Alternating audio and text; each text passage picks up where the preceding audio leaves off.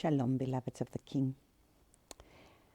So we come together once again to be able to continue our teaching as we are looking at Isaiah, Yeshayahu, chapter 36, that we have had to build a foundation by going back to 2 Kings, by going back to 2 Chronicles, in order for us to be able to understand what it is that the Father is wanting to reveal to us, why it is that Yeshayahu, out of all the kings, as he has prophesied many things, yet for Hezekiah, he chose to be able to speak about exactly what went on in the land of Yehudah, in the land of, in Jerusalem, and he is wanting to speak about this specific king. And so in the others, he has rebuked, he has spoken, but in this case, he is wanting us to be able to understand the prophetic life of this specific king, Hezekiah. And so that is why Father wants us to be able to get the full understanding, because there is many things from this king's life that we can glean from and draw from, and especially the understanding of how Father's heart works. There is many lessons that one can learn from this wonderful king, and what was his stand, and to be able to understand a leader and to see how does he go about doing things, but also to understand what happens to leaders if their hearts get puffed up. So let us pray. Abba Yahuwah, I just want to thank you.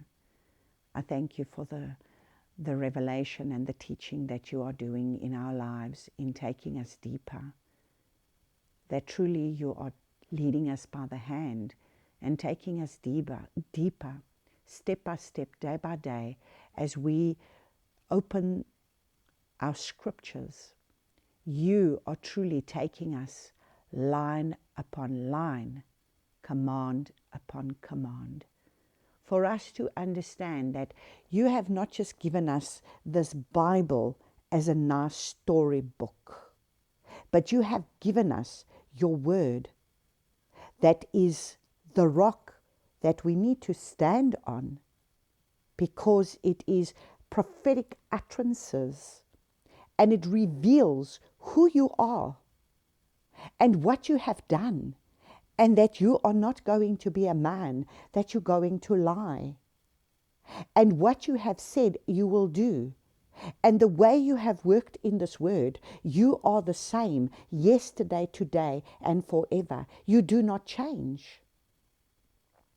You have given us Messiah Yahushua, your son. And you have given us your Ruach HaKodesh, to lead and guide and teach us in the ways that we are to go. And we, your people, have choices, and every day we are confronted with choices. And if we do not understand that you will allow us to be tested, that you will allow us to go through many trials and many tests, because at the end of the day you want to see what is in the heart of your people. And right now we are in a critical hour where the world is shaking. There is much shaking that's taking place, and there are many leaders that now stand and think they stand so strong, just like some of these kings of Israel that thought that they stood strong. Yet they fell because of their arrogance and their pride. And in the end, they didn't truly know you. And in the end, their hearts revealed that they did not want to follow you. It was all about their own kingdoms. And those are the things that you are going to reveal in these last days. Man's kingdoms are going to be shaken. And at the end of the day, who will they put their trust and their faith in when everything else fails them? And so I thank you, Abba Yahuwah, for the many lessons that you are teaching us in this hour. And that we can be those that can surrender to you, put our trust and our faith in you, knowing that you are the only one that is going to be able to reveal the truth to us, so that we may be able to understand that which you are wanting to do in our lives in this hour. Because the days are going to get darker. And as these days get darker, those who are still about the lust of their flesh, they will get darker and darker. But those who are going to truly surrender and put their trust and their faith in you, you will have them shine as the stars of the heaven to bring many back to righteousness. Because truly, righteousness does not prevail in this hour. And that is why your judgments will come, as we have read and been taught through Isaiah chapter 26. Unless your judgments are going to come upon the earth, your justice, right rulings, man will not learn righteousness. And so man continues with their own ways. And they are gods unto themselves, and especially in what they have done now. They have taken things just a little bit too far. And truly we are in the time of what it was in the days of Noah. And that is why we are going to see the destruction of many things. And so I ask you, Abba Yahuwah, that you alone will be able to help us to stand. May you breathe your life, your truth within our hearts, so that we will be those that will be strengthened. Take us by the hand and lead us. Shake out of us, my Father, everything that is not of you, because you said you are going to uproot every plant not planted by my Father in heaven. Yeshua spoke, every plant not planted by my Father in heaven shall be uprooted. So, Father, whatever plants are still within us, weeds, those weeds that are there, that are still within our gardens, that do not belong to you, I pray that you come and uproot them. And thank you, Father, that you will open up these chapters to us of this powerful King, for us to be able to understand the revelations that you're wanting to reveal to us in this time and in this hour. I praise and I thank you for this in Yeshua's name. Amen. And so we will start reading in Isaiah chapter 36, verse 1. And it says, "And it came to be in the 14th year of the sovereign Hezekiah, that Sennacherib, sovereign of Ashur, came up against all the walled cities of Yehudah and took them." So here's the king of Ashur, of Assyria, that is now coming up against Yehudah and is wanting to bring destruction. And so we are going to pick up in 2 Chronicles chapter 32, so that we can be able to understand exactly. You see here we don't get all the detail, but if we're going to go into the Chronicles of the Kings, and we're going to go into the book of Kings, we understand a little bit more of the story. And so we are going to have a look at 2 Chronicles chapter 32, and I want you to understand the significance of this king. As we must understand, King Hezekiah was a king that from the time he started to reign, his heart was to restore worship back to the Father. His heart was to bring the people back to the Father, because he understood that that was the only way. People needed to repent and people needed to come back to him. and he was successful in what he did. He reinstated the temple, as we looked at in the last teaching, part 1. And he reinstated the temple. He reinstated the feasts and the ways of Yahuwah. He broke down the altars on the high places. He went and broke down those altars. He broke down the altars of all the worship that was given to other mighty ones. And he brought the people of Yahuwah back to serving the Father the way he wanted to be served. And it's important that you understand that, because as a leader, as one who is going to be able to serve the Father, that is what the Father requires. It doesn't help us to stand behind a pulpit and preach a bunch of nice sermons that are going to tickle our ears, but not bringing us back to the ways of the Father and having us repent and come back to the way that he wants to be served. Because at the end of the day, there is a way that seems very right unto man. So we will have our nice gatherings of where we're going to have our church buildings and our gatherings, and we have nice sermons that tell us about all of, the wonders of the Father and all these things, yet they are void of bringing the people back to his ways, to his precepts, to his ordinances, to his commands, and the way he wants to be served. So you must understand, he wants us to become righteous people. Righteousness needs to prevail, but for righteousness to prevail, you must understand that righteousness will prevail when we come back to his ways. And that is why this king was so important, because that was his heart. Let us establish a covenant with the Father, and let us come back to his ways. Because he has understood, he has obviously sat back. Understand, he's become a king at the age of 25. He's had enough time to see the destruction that has been upon his nation. He has seen what his grandfather and maybe his father has done in the process. And I can tell you now that there was no good thing that they did. No good thing. Because truly there was no good thing that was being done. Because they were destructive. But like I said in the part 1, that if you're going to have a mother maybe not a father, but a mother that has brought you up to come back to your ways, there will have to be somebody. There's always somebody in a family that is maybe praying.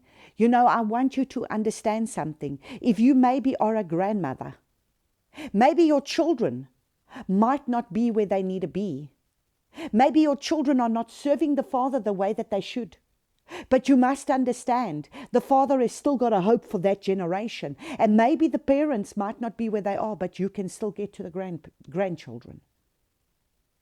So maybe you need to be able to start with your grandchildren and start to teach them the ways that they are to walk in the Father, so that they do not depart from him. And so you must understand, the Father always has a way of being able to redeem a family when there is a praying person. So whether you are a grandmother or a grandfather, or whether you are a mother or whether you are a father, you can pray. And there is hope. And the Father will do a work. He will raise up someone. In my family, I was the one that Father raised up in my entire family. On my mother's side, on my father's side, I am the first one that had to raise up to bring this family back to the Father. And that was because there were people, there was a cousin of my mother that rose up, and she became reborn, and she started to intercede for this family. And she thought her children would raise up. They did not. I was the one that has raised up And now I am the one speaking to her daughter in order to bring her in. And now she's much closer to the Father than what she was ever before. So the Father works through one that will stand up, one that is willing to be able to pray. Nothing is ever a hopeless case. Father wants to show himself strong to the one that is willing to humble and seek his face. And so we are going to have a look at 2 Chronicles chapter 32 from verses 1. And it said, after these matters and this trustworthiness, so we've just read chapter 31 of everything that Hezekiah had done when we read in chapter 31 verses 20 to 21. And Hezekiah did this in all Yehudah, and he did what was good and what was right and what was true before Yahuwah his Elohah. And in every work that he began in the service of the house of Elohah, in the Torah and in the command to seek his Elohah in all his heart, he did and prospered. So you see, we are to seek Abba Yahuwah in all our work. Or do you just seek him in certain things? Okay, like in my prayer closet now, I'm going to seek him. But when I'm going to come into my work situation, let's just keep him outside and he will stay in the prayer closet where I was maybe for an hour before I came into work. And now he doesn't reside in the walls of my work. Well, I want you to understand that you are a tabernacle that is to carry his presence. And that when you walk into a room, Abba Yahuwah is walking in a room with you. And he is there in wanting to be able to touch the people that are around you. And so therefore, the kingdom of Yahuwah has walked into that room. When you walk into an office, when you walk into a place, you must understand, if you are a carrier of his presence, then you are a carrier of his glory. And he wants to touch the people around him. He wants to bring change. But many people have the wrong mindset about these things because they stay in, they want him to stay in their prayer closet and in their time of worship and in their time of prayer. But then the minute they go out, they want to leave him behind and then go about their day. Well, that is not the way it's supposed to work. And so it says, after these matters and this trustworthiness, Sanherib, sovereign of Ashur, came, and he entered Yehudah, and he encamped against the cities of defense, and said to break them open to himself. And Hezekiah saw that Sanherib had come, and his face set to fight against Jerusalem. So now he sees that this man is determined to want to fight against Jerusalem. And he took counsel with his rulers and mighty men to stop the water from the springs which were outside the city, and they helped him. And many people were gathered, and they stopped all the springs and the stream that ran through the land, saying, why should the sovereign of Ashur come and find much water? And he strengthened himself and built up all the wall that was broken, and raised it up to the towers, and outside of it another wall, and strengthened Milo, the city of David, and made large numbers of weapons and shields. And he appointed battle officers over the people, and gathered them to him in the open space at the city gate, and spoke to their hearts, saying, now here is the words of a true leader. Be strong and courageous. Chesak, chesak. Be strong and courageous. Do not be afraid, nor be cast down before the sovereign of Ashur, nor before all the army that is with him. For with us there are more than with him. With him is an arm of the flesh, an arm of flesh. But with us is Yahuwah, our Lord, to help us and to fight our battles. And the people leaned on the words of Hezekiah, sovereign of Yehudah. So I want you to understand that in the days ahead, Father is going to need those leaders that are going to have to raise up, that are going to have to strengthen themselves in Yahuwah, and Yahuwah is going to give them mighty strategy in how to go about doing things. Because remember, we do not need the plans of the arm of the flesh. We need the plans that are going to come directly from the heavens, because we need to be able to seek Abba Yahuwah's heart and Abba Yahuwah's way on how we are going to have to proceed in the days ahead when things are really going to get dark. Because we are not going to have to rely. We are not going to be able to rely on our reasoning mind in how things are having to be done through our reasoning mind. If we do not get the strategy of the Father, then everything that you do of the flesh is going to be to your destruction in the end. And this was the prophetic word that the Father has given me from the beginning of last year, when He said to me, if you sow to the flesh, you will reap of the flesh destruction.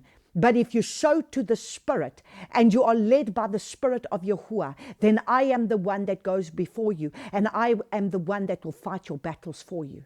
So you need to understand, you're either going to put your trust and your faith in the systems of this world and what the systems of this world want to give you, or you are going to be able to have to trust Abba Yahuwah and walk out this walk of faith. Because at the end of the day, that is the very word that He speaks, that He says, when He comes back, when Yeshua comes back, will He find faith on the earth?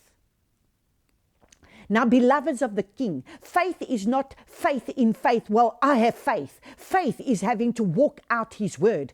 Faith is when this man is having to speak a word like this. He's going to have to stand by the word that he has spoken. That is faith. Faith is an acting word. Faith is a doing word. Faith is not, I have faith in faith. Faith is you're going to have to put it into practice, the word that He has spoken. That is the faith. Faith is knowing that the Father is faithful. And even when you cannot do it and you cannot see it, you're still going to have faith and believe and trust.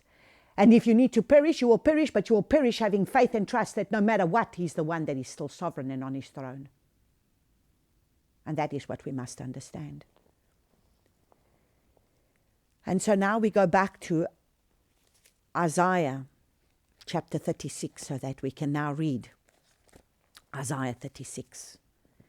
And so it says in verse 2, and the sovereign of Ashur sent the Rabshakeh with a great army from Lachish, the sovereign Hezekiah at Jerusalem, and he stood by the channel of the upper pool on the highway to the launderer's field. And there came to be Elikim, son of Hilkiah, who was over the household, and Shebna the scribe, and Yoha, son of Asaph the recorder. And Rabshakeh then said to them, please, say to Hezekiah, thus said the great sovereign. So, it's thus says the great sovereign, like He is a little God. The sovereign of Ashur, what trust is this in which you trust? So now he's coming and saying, well, you know what are you putting your trust in? What do you want to trust in? You must understand, this was a mighty army. And this mighty army had destroyed many, many cities around them. And they had been destroying and conquering. And he says, I say, you speak of having counsel and strength for battle, but they are vain words. Now in whom do you trust, that you have rebelled against me? So you see, remember we read that Hezekiah rebelled against the king of Ashur. He wasn't going to listen to, the sovereign Sennacherib. He wasn't going to listen to him. because he's going to listen to what his father has to say. He's going to listen to Abba Yahuwah. Look, you are trusting in the staff of this broken reed, Mitzrayim, on which if a man leans, it shall go into his hand and pierce it. So is Pharaoh, the sovereign of Mitzrayim, to all who trust in him.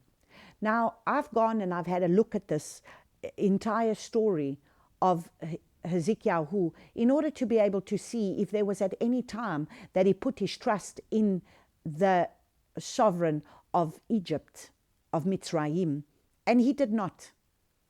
So nowhere in the account that I have read did they ever put their trust into Mitzrayim. But we will not say the same for his predecessors, for the kings before him, because they would put alliances in many things. And especially in the kings that are going to follow, they are going to put their alliances into, with Egypt. And we have seen that, and we have seen the prophecies that's come up against Israel and come up against Yehudah for the fact that they have wanted to be able to put their trust into Egypt. And so many of the other kings and many of the kings that's still going to come, they will be putting alliances. And we've read all of this through the first few chapters as we have been reading through the book of Yeshayahu. But this is not so of King Hezekiah. But if you say to me, we trust in Yahuwah, our Lua, is it not he whose high places and whose slaughter places Hezekiah has taken away and has said to Yehudah and to Jerusalem, buy yourselves before the slaughter place? So you see, now he's saying, well, you know what, if you are putting your trust, you see, he knows nothing about Yahuwah, the creator of the Shemayim, of the heavens, the Shemayim, and of the Eretz, of the land, of the earth. He knows nothing of the one who created the Olam, the world. He knows nothing about this Abba Yahuwah. He knows nothing about him. So he's saying, but he broke down your Asherahs. He broke down your high places of when you're supposed to go and worship to your gods, to the gods that you were serving, because those are the gods that he knows. And he's broken it all down, and now you're only coming to worship at one slaughter place, because now they got to go and offer sacrifices at the altar of the sacrificial altar. This is now where they only place where they go and they sacrifice. And they're now not sacrificing on all these high places. And now I urge you, please, give a pledge to my master, the sovereign of Ashur, and I give you 2,000 horses if you are able on your part to put your riders on them. So you see, now it's like a bribe now. We will, if you give us money, or you serve us and you do whatever, then we will give you this. And how do you refuse one officer of the least of my master's servants and put your trust in Mitzrayim for chariots and horsemen? And now, have I come up without Yahuwah against this land to destroy it? So now he's saying, well, if I am doing this, I'm doing it by the hand of Yahuwah.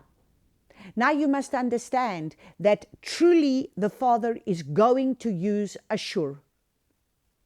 With the next kings that come after Hezekiah, he is going to use this king, and he's going to be able to bring destruction upon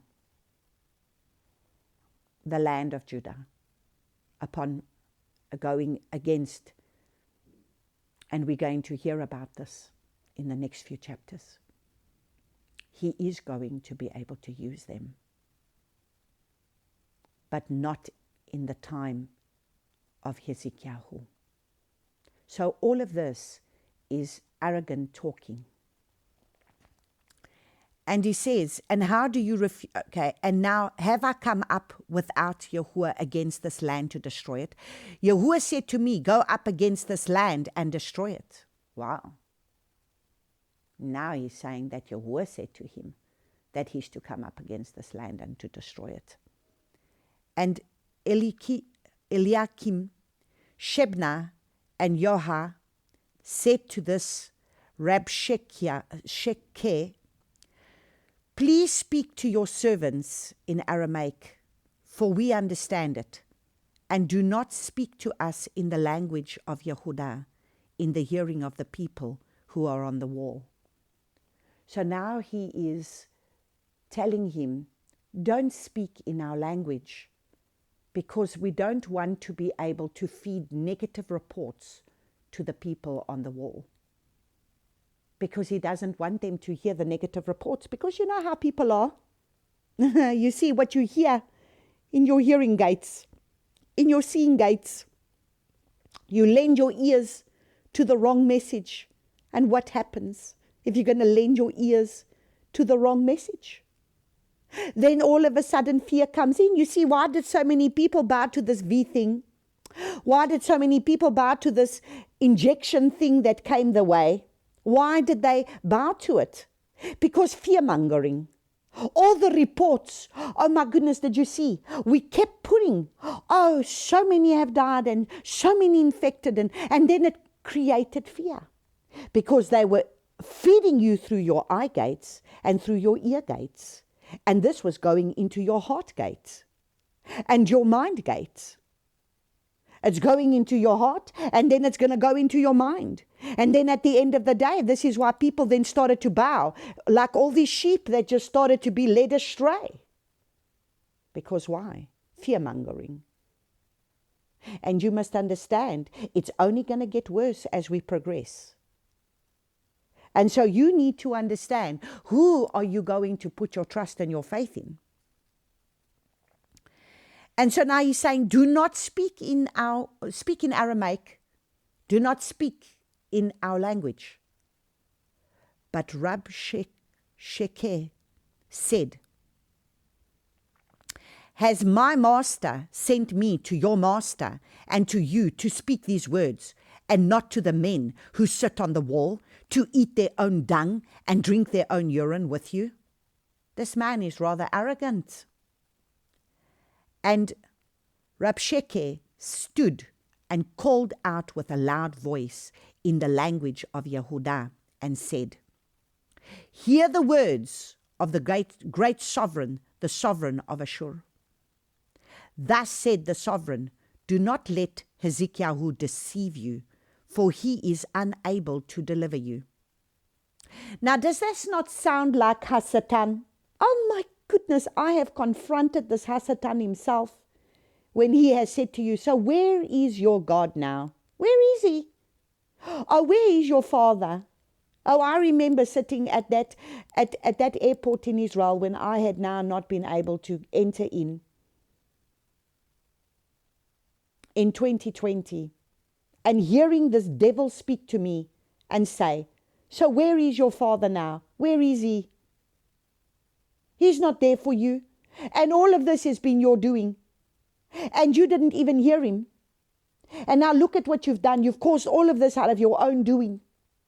And let me tell you something. The enemy will come. And the enemy will come. And if he doesn't come personally, he's going to bring those people around you. Be it your husband, be it your wife, be it your children, be it those closest to you, be it whoever it is that is going to be able to come, be it those around you, be it the reports, be it the presidents of the countries, be it whatever, they are going to come and say, oh my goodness, do not listen to this Bible that you are reading. Do not listen to this woman that is speaking to you. Do not listen to all these things, because all of this is just to lead you astray. Because the devil is wanting to lead you astray. And he's not going to stop at anything, because he doesn't want you to become a set-apart vessel for the Father. Because remember, the more set-apart you become, the more of the Father's power you carry. The more of the Father's power you carry, the more a threat you are to his kingdom. And this is what you must understand. And this is why he doesn't want you to have to set yourself apart. And so that is why these people will come in your life and say, oh, what are you doing?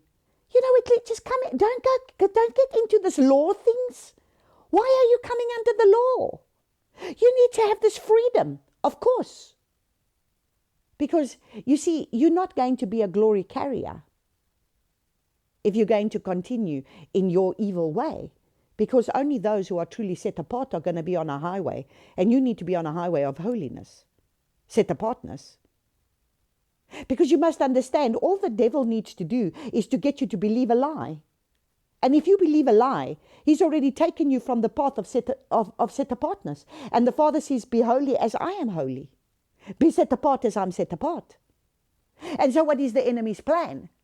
To not get you to become set apart. Because he wants you in the same camp as him. And now he says, and do not let Hezekiah make you trust in Yahuwah, saying, Yahuwah shall certainly deliver us. This city is not given into the hands of the sovereign of Ashur. So you see, this is why he knows already what has been spoken, because he knows what Hezekiah has been about. He has ones that have been eavesdropping and taking little reports to the king, and has taken the reports to the king of Ashur. And now he's coming over here very bold and speaking a bold message. Do not listen to Hezekiah, for thus said the sovereign of Ashur, make peace with me, buy a present, and come out to me. And let each of you eat from his own vine, and each from his own fig tree, and each and each of you drink the waters of his own cistern, until I come. Then I shall take you away to a land like your own land, and a land of grain and new wine, and a land of bread and vineyards. Now you need to understand something. This is the nice things that are going to be presented in the days ahead, when this man of peace is going to come. And the whole world is going to be under the sway of this man of perdition that is going to bring peace, and it's going to look like everything is going to be wonderful. And this man is going to understand this is not going to be the way that we see it being. Just like the way that COVID came was not the way we expected. The way that this whole thing went about, it was not the way we expected. And through something that was not the way that it was expected, they have already done great damage. And so it's just going to escalate. And so now they are destroying our food supply. And more our food supply is being destroyed. And then there's going to be all these promises that it's going to come, just like he's saying, well, you know what, you're going to eat from your own land, and you know, your grain and your new wine and the land and the bread and the vineyards, and we're going to give you all this stuff. But then listen to the next one. But then we're going to take you to a land because you're going to go into exile. That's just what you must understand. So you know what? The devil never gives you nothing for nothing. You must understand, you don't come into covenant with the devil. He doesn't just take your pinky. He will take your hand, your arm, and then your whole body. Because this is the way he is. He never gives you nothing for nothing, you must understand. You can't think that he's going to give you something and make it look good and present it to you with a nice little box and a nice little bow and make it look like a nice little present, and it's going to be so wonderful for you, because let me tell you something, it will come with a price, and the price will be your life. Because he will stop at nothing. Because you must understand, he hates you. He hates you with a passion. He hates you. Because you are created in the image of Yahuwah. And he hates Yahuwah, and therefore he hates you. And he's not going to present anything to you that's going to be pleasant. He's not going to do that. He's going to bring great destruction. And so he says, beware, lest Hezekiah mislead you, saying, Yahuwah shall deliver us. Has any one of the mighty ones of the nations delivered its land from the hand of the sovereign of Ashur? So you see, this is where he goes wrong. Because the mighty ones that the nations around them put their faith and their trust in was not Abba Yahuwah. It was not the one to which all creation will bow, the one who has given the very breath that is in this man's body. He doesn't know that one. He can speak with much arrogance and pride. And so you must understand, this is the kings of the world right now. They are speaking with this great authority, and they're bringing science, and they're bringing all these things to you to make you believe that this is what you need to put your trust in. Put your trust in the physicians. Put your trust in the science.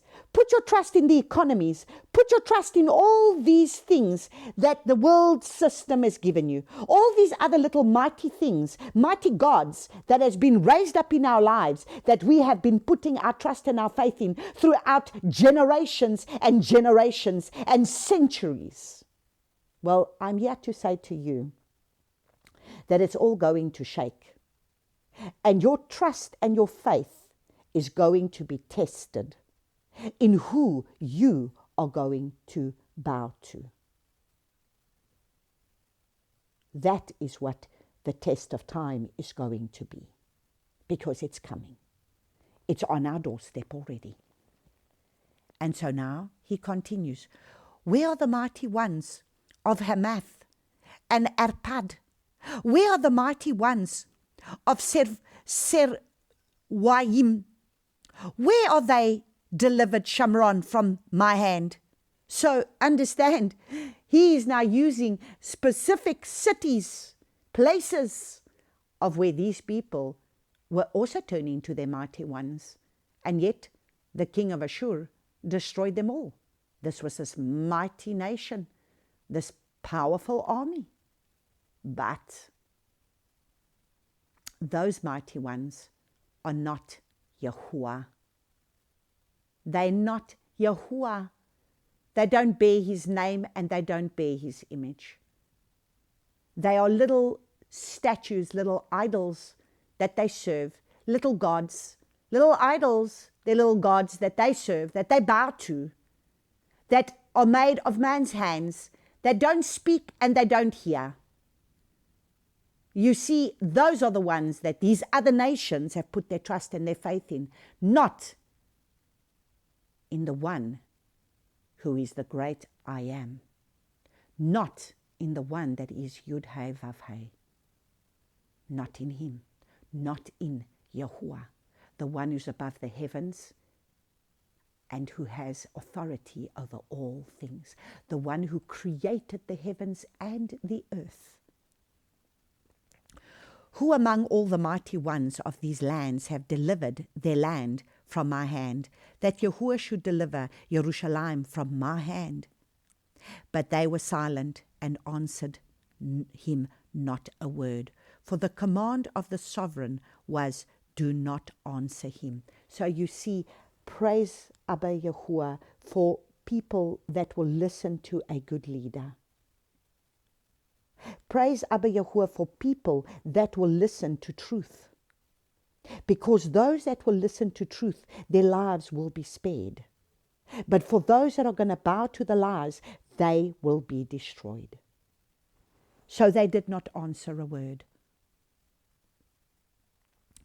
And Elikim, son of Hilkiyahu, who was over the household, Shebna the scribe, Yoha, son of Asaph, the recorder, came to Hezekiah with their garments torn.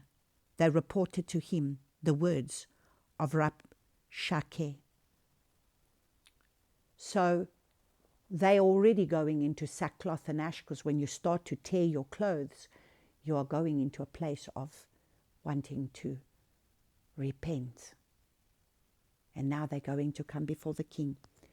And so then we will continue our story then with chapter 37, as we will then continue in chapter 37 to see exactly how this is going to transpire. So it's getting exciting. That's why I'm saying this is exciting for us to be able to understand. The word is wonderful. The word is so precious. It's like nuggets of gold. It's precious stones that we can read and understand and see our very lives playing out before us, no different to the way it was then, it is now. And this is why we need to understand the word and read the word, because we're going to see our own lives play out like this. Nothing new under the sun. Because what was then the same devil that was then is the same devil that is now. And he doesn't change his strategy either. So we just got to be one step ahead. And the only way that we can be one step ahead is who do we put our trust and our faith in? And whose words will we listen to? That lying serpent tongue, split serpent tongue, or the sweet melody of the words of our Creator, Abba Yahuwah. May Abba bless you all. Shalom, shalom.